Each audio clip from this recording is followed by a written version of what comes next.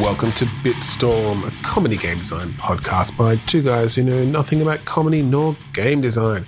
I'm Ben Slinger, and with me, as always, is Trevor Scott. Hello, I'm on the other side of the couch. We're couching it up. This Now, is the Trevor, Lounge Sessions, yeah, we're part 3. something like that. Is it only 3? Maybe. That's probably more episodes. No, maybe anyway. Whatever. Who cares? Speaking of being on a comfy couch, Trevor, I believe you had a bit of an idea for this week's episode. Very a bit good different. segue. Yeah, thank you. That was unexpected, and I was really proud of you for that. So at the moment, the game jam that we just did, the 1-bit jam, they're some of the same people are running a game jam called the Comfy Jam. Yeah. And I thought we like doing narrative games, and, you know, having some sort of thing there is always fun. But there's a really cool limitation that they've got on this one. I thought this could be interesting to see where we take it with a narrative game. I don't think it's something we've really played with before either, so it's... So the theme is spring. It's supposed to be the season, but we'll see where it goes. Yep. And then the limitation is seamless loop. So the idea of a narrative game that could have a seamless loop is really intriguing to me, because you could probably do more than just a time loop. Oh, yeah. No. Yeah. There's a lot of interesting stuff there, which we'll get into when we actually start on the games. But it's definitely something, I mean, I don't think I've ever seen a narrative loop that's like a seamless loop in a game, really. Obviously, time loop stuff, yes, but that's also not seamless. No. Right? Because generally in a time loop, things are changing between loops. Seamless implies more a single loop that is the same every time, but basically ends where it began. So yeah, I think it'll be cool. And yeah, I think we'll just grab some random words to obviously kick things off. It doesn't have to just be narrative games. We could go some platformery games or something like that. Look, and I suspect for the jam, they're almost certainly all going to be mechanically looped, not narratively looped. Yeah. Although, having said that, and maybe this will come up in an idea, it could be something within the narrative that is seamlessly looped. Yes. So it could be about a seamless loop as opposed to the narrative itself being seamlessly looped. So anyway, we'll see where it goes. Yes. And let's 3, 2, 1, click it up. 3, 2, 1, click. Mystery. Circulation. I mean, that really kind of works well, doesn't it? You're going to say circular. I mean, it's close, obviously. Same route. Okay, circulation, though. Yeah. Right, circulation makes me think either of blood flow or money. Yeah. Or... That's the main thing. I know, I kind of like the idea of this... Or circulating a mystery in a hospital. That's what's ringing out to me at the moment. Like, the doctor can just be, you know... They mainly work... They're a heart surgeon. Cardiothoracic. Whatever you call it. Cardio-Jurassic. They only work Cardio-Jurassic. They only work on T-Rexes. Now, T-Rexes are from the Cretaceous period. That's true. So... blame Michael Crichton. Yep. For that misknowledge, misinformation. Yeah. It's like, I'm just trying to think what are the dinosaurs that I remember from the Jurassic period. Jurassic. And I'm not sure. I do not know. I don't remember. I think it's some of the, like, smaller ones and stuff, maybe. Like, maybe, like, Deinonychus and stuff or something. But I don't know. I'm pulling that out my ass. Anyway. Dinosaur Hospital.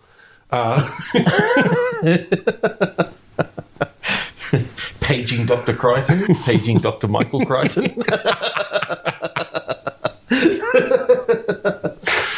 I kind of just want to do Dinosaur Hospital, man. No, I don't know. You have mentioned Dinosaur Hospital. I fucking love it. Let's see. All right. How the loop works in.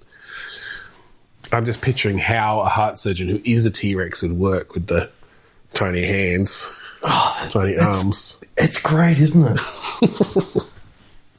There's something about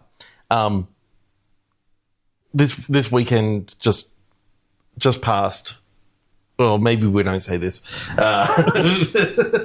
because we're a little bit late on certain podcasts. That's okay. It's around Easter, and I'm thinking those egg gripper sort of things. I love the idea that the T-Rex has got those egg gripper sort of things. Totally. And it's doing surgery, but with, the robot arms sort of thing. Yeah, So well, it's that's the thing. I mean, they have those, right? They have robot arms that do surgery, so maybe it's just that the T-Rex always has to use those. Correct. Look, he's the best in the biz. He is the best in the biz. Don't sell him Just don't wrong. ever have the patient stand still because they can't see. They have to vibrate. They have to vibrate the anesthetized patient to make sure that the T-Rex can constantly see what's happening. That's hilarious. Fuck, I love that. Okay. So, gets out of heart surgery. Yeah. And as they're going back to their office, on their desk is a one of those body part-esque sort of things. Cooler with the cooler with no paperwork. Yeah. There's a heart on ice. Yep. In the cooler. In the cooler. No paperwork. The nurse doesn't know who dropped this off. Yep. Okay. And that's the mystery. That's the mystery. Yep. I love the idea that the mystery is to do with, it's actually a life and death situation. Oh yeah, totally. Like they need to find, okay, whose heart, who is this a match for? Like, has someone dropped this? We have multiple patients here who are waiting for heart replacement. Heart surgery. Whose heart is this? It's in an official career, like the inside, it's properly sealed. It's on the ice. It's all proper. You've now got a clock on this. I'm just trying to think how you can get into that seamless loop of I don't know how you get into it, but what I was going to say is it turns out to be your heart somehow through some time shenanigans. Yep. I like time shenanigans. It's you sending your own heart back through time to save someone. To save the patient that you just saved. And it's a continuous loop. Right, that's where it loops. Well, but you're wild, yeah. Okay, so I love this. I think, for some reason, I want the nurse to be a Stegosaurus. I just think I was thinking that. His name's Peggy Stegosaurus. Pegasaurus. Peggy Steggy. Peggy Steggy. It writes itself. I mean, that's quite nice. There's something about a T-Rex working closely with of course, dinosaurs of all types. No. We can't be what would it be? Dietist? Carnivores and herbivores working together. I mean, look, the fact that they are a great, cardio-thoracic surgeon, and they don't eat the hearts. I mean, that's pretty good. It straight haunts away them every day. It's very difficult. Seeing it on their desk, they didn't think lunch. They thought not immediately. Anyway, I didn't order delivery. There's something about depending on how hungry you are, it kind of flashes up every now and again. Lunch. Lunch in your selections, like in your dialogue selections when you're looking at a heart. Oh, my blood sugar's getting low. Nurse, can I have my blood smoothie, please? Sure thing, doctor. He's got his good mate. What's a bone surgeon called? Anyway, it doesn't matter. His name's Pteranodon. Yeah. Just because Don is a name. Yeah. Sorry, I'd had to get that out. Yeah. That's all good. So, have you seen 90s show Dinosaurs? Oh, yeah. Not the mama. Exactly. So, I think the whole thing is we don't worry about sizes and all this sort of stuff. No. It's that sort of thing. Yeah. It's all that sort of thing. They're all anthropomorphic. Anthropomorphized, very much like they're humans. They're all the same size. Although, actually, I kind of like the idea. I kind of like the idea of them being their accurate sizes, but it's not talked about. There's affordances everywhere to make that work. So the T-Rex is just like, looks, leaning down. Hey, Peggy, you got anything for me today? Hey, Peggy, you able to move around a little bit? I can't quite see you there. Quite see is your armor plates are kind of blocking the TV. Can you just? I just want to see vibrate a little bit. The TV's moving, so I can see it most of the time. Fucking vibration. The T-Rex is just constantly running into walls.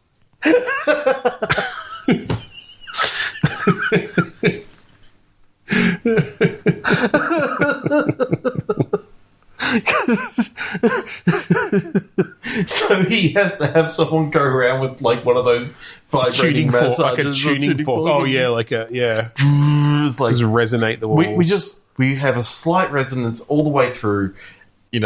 Well, here's the thing. Like, there's so much we don't know about dinosaurs. Like, little do we know that T-Rexes couldn't see things that weren't moving, but they could use echolocation.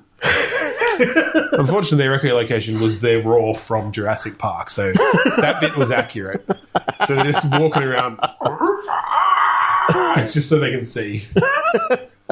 It turns out they just needed glasses. He's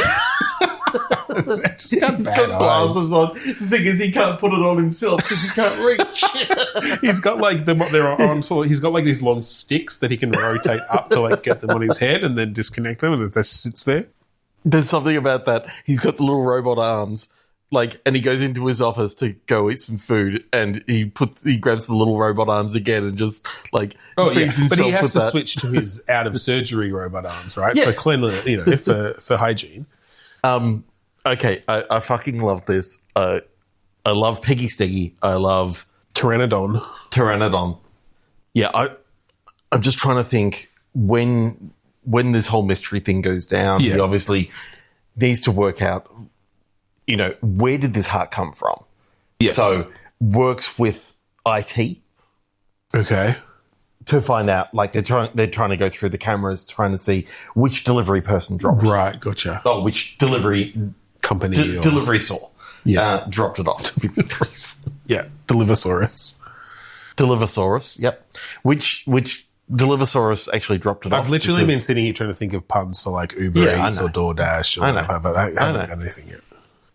I mean, we know that there's no helicopters and stuff. It's just a pterodactyl that flies. Oh yeah, that has gripped the things. And it's living. Well, they're the medevac. Yeah. They also deliver the babies. like storks. They're the original baby deliverers. Okay, I fucking love this. That's why they work at the hospital. Okay, so what happens to cause the loop? Well, I think it's I don't know. The time thing, obviously, bringing in, you need either some sort of technology or just some sort of anomaly. Is it just through the power of self-sacrifice? That it gets to the point and you tear out your own heart and you turn the robot arms on yourself and you're having to carefully get the heart out of yourself. Your last moves are like getting it into the cooler and pushing it through the portal that somehow appeared for some reason. It's like maybe the next one can work it out. Yeah. Which patient actually needs it? Maybe they'll be smart enough to. Oh my god, that's funny. Actually, that's funny that you actually never figure it out. Because but then why would you do it in the first place? You've been worried so much about it's a bootstrap paradox, is it? So you're worried so much about where it came from. You realise it's yours, but now it's been too long. This heart's not viable. There's someone clearly who needs it. And you're like, well, fuck, my only choice is this must be how it got there in the first place.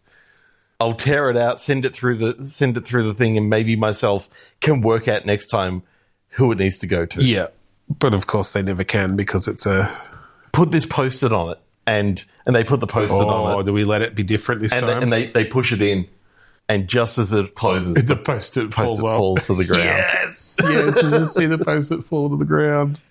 That's awesome. I don't care where the portal comes from. Whatever. Dinosaurs are in a hospital. It can be part of their world. For some, basically, something massive happens and the walls of reality are being torn down, basically. Maybe it's the asteroid. Maybe it is the asteroid. And it's like, I see. It turns out it was an asteroid from some, like, radioactive fucking star that exploded, creates ripples in time as it hits the Earth. So it's this big disaster as the asteroid that killed the dinosaurs hits. There's these rifts in time. You're like, well, maybe they can figure it out in time. Maybe whatever. Yeah, that's good. There is something about that I just like. That's great. That's fantastic. I feel like if I were doing the jam, you'd almost do that as like a like top-down RPG, like 2D RPG, like RPG Maker style or something. Yeah. Just keep it real simple like that. Yeah. It's all in the writing, but explain in dialogue, what you touch the walls, like the walls hum with the vibration. It's the only way I can see them. 3 to 1 click. Yep, love it. Intervention. Single. Okay. So, I mean, intervention obviously can mean a lot of things, just intervening in something, which makes sense for a seamless loop sort of thing. It could also be a literal, like, intervention, like a group of friends coming together to help someone who is struggling with whatever it is, addiction of some sort or certain behaviors. And here's the thing about addiction. That seamless loop is coming back. You're going to be intervening at some stage in the future, and you can just show a year later. Yeah, it doesn't have to be an actual, like... Yeah, it's more of a metaphorical loop then. It's like all this stuff's happened, and then you find yourself right back at the same spot. Yeah. But it's implied that, it's actually... This is just the struggle of breaking an addictive loop. I really love that. You could write a really, like, solemn story there. You really could. If you really, Again, I don't think we're the right people to write that. I don't know. So let's do a funny version. Yeah. You're suffering from clownitis. We're trying to get you to stop clowning. You're addicted to clowns. You're addicted to clowning and all the things that come with clowning. Take off that red nose. Including and that one. Makeup, red noses, those weird hand buzzer things, balloon animals, flowers that squirt water, giant shoes. A sad face on a happy face. That's right, a makeup face. I love the idea though of actually sort of taking that, having it take itself seriously, but it's all this goofy humor. It's like, they sit down, or he sits down in front of him and he's got a fucking clown nose on, and one of them like takes it off him, but as soon as it cuts back to him, he's got another one there already. Like, you don't see him put it on, but he's just got like the sleight of hand. He can't help himself. And it's back on. Like, he just rubs his face, rubs his eyes, and it's back on. It's like he rubs his face, and suddenly he's got full clown makeup. And you're looking at him, and it's all fine, and then you turn away, and you come back, and he's got bright rainbow hair. Oh, now. yeah. It's like, come on. Come on. Okay. Sorry, I'm just picturing you finally get through it all. You've convinced him. You're leaving. Everyone's leaving, and they go to shake his hand. Fuck. And 1 year later, it's like, comes in, and it's the same people sitting there. Yeah. Like, maybe it's a different addiction. You got over the clowning, and now he's a mime. Oh, no. He's just got an addictive personality. So there is something about showing different people, like, in how they're reacting to this. Yeah, well, look, one thing you could do with the seamless loop, obviously seamless is a little bit tricky, but, you know, if you are looping through but from different characters' perspectives every time, you know, I don't know if that necessarily makes it seamless, but it could, you could have it, you know, it starts on the door opening and then ends on the door closing, and then the door opens again, and it's essentially back to the start of the scene, but you're now viewing it like this time the camera follows someone else, or like it's in someone else's head. It's seamless because the light was off, the door opens, the light comes on, and it's like everyone's sitting around the circle and this person. Yeah. It's kind of like surprise intervention. Surprise intervention, yeah. Surprise, sit down. We need to talk. Surprise, sit down. Yeah, that's cool. I think no matter what the sort of problem that they're intervening on, I don't know why, but I really want that intro thing being, shh, he's coming. That sort of... Oh, like you think it is a surprise party. Door opens, light goes on, surprise, you need to sit down. Yeah. And it's like intervention written up here. And it's well, and then I like the idea of... Because essentially keeping it fairly linear narratively, but it's in that it's not a lot of branching dialogue and stuff, but... You know, you're going through a certain person's eyes to begin with, maybe even the interventionee, and you see things happen that don't make sense at this point, but then later loops kind of clear that up. You see it from the perspective of one of those people who are involved in it or something. And you're getting little things of, this person's now thinking this. Yeah, you're sort of getting these interleaving storylines and events across the course I think of you have little vignettes across the whole thing about, you know, as they're telling the story, is like it now goes into that. Yeah, that like little flashbacky vignette sort of things. You get a little bit of a flashbacky thing. The idea being that, say there's 3 people doing the intervention. Yeah. So essentially you've got 3 versions of each story that you need to do. Yeah. Because from your character's mind, as that person it plays out differently. It plays out like what you're thinking, which can be more weird than what actually happened. Yeah. Or just that it definitely just shows from their perspective and shows things happening a little bit differently. That's cool. And then you show what the person who experienced, and it's all about them, you know, being, you know, this suave sort of person the whole time. But it's like supposedly everything that's going on is, you know, really quite and there'd terrible. be a real challenge in telling it in the right order as well. It would be, yeah. One thing I like, though, if you want a wholesome ending, and maybe it could even be a branching ending if there is, like, decisions to make. But it goes back, the door's closed, you hear the, like, shh, it's him. Doors open. Surprise! But it's, like, 1 year sober or something. You know, like, it's it's an actual celebration then. Yeah. Or just a surprise party or whatever it is. And it's like, like you got, once you've sort of gone through it all, it gives you that nice warm fuzzies. Yeah, there's something quite nice about that. Let's go again. Yeah. Captain. Formula. Ooh. Seamless loop with the captain of a ship of some kind or a spaceship or whatever has some interesting things, because it could actually just be about a physical loop of sorts, like traveling in a loop. Yep.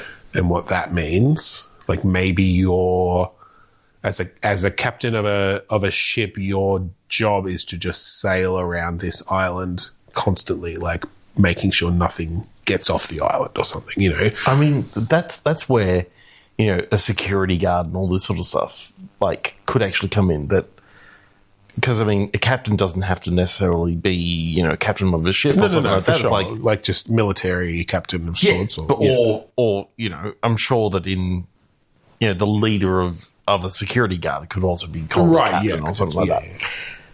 You mentioning about, you know, that seamless loop, the idea of you walking around and that seamless loop, you're always having to do your patrol. Yeah. Some sort of patrol, and it's always continually going. There's something about that. Yeah, I can see it. I mean, it reminds me kind of those, not exactly this, but like those anomaly games that are really popular for streamers and stuff, where it's like spot the thing that's weird or spot the thing that's different. But yeah, I wonder if you almost do it as an on-rails, like you can't control your walking. You're just sort of walking at your regular pace, but you can control where you're looking and where you're pointing your flashlight. Yeah.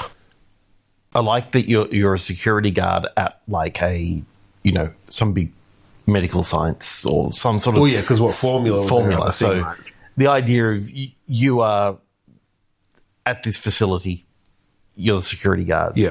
It's, again, I love the on-the-rails thing. Yeah. Because there's something about you're going to miss something. There's always something different happening. Like there's a noise over here, but that was actually to distract you from... Yeah, I guess that's the thing with Seamless Loop then.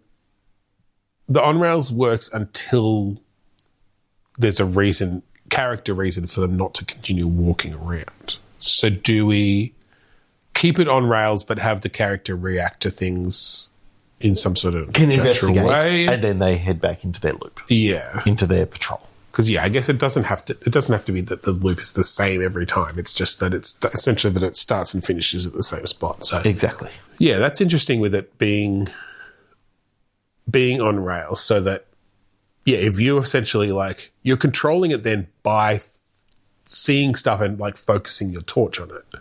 Yeah. And if you focus your torch on a thing over there for long enough, your character will notice it and then go over and investigate. And then you've sort of got a little mini, exploratory as you look into the bushes there, or you look at that shed or whatever it is. Yeah.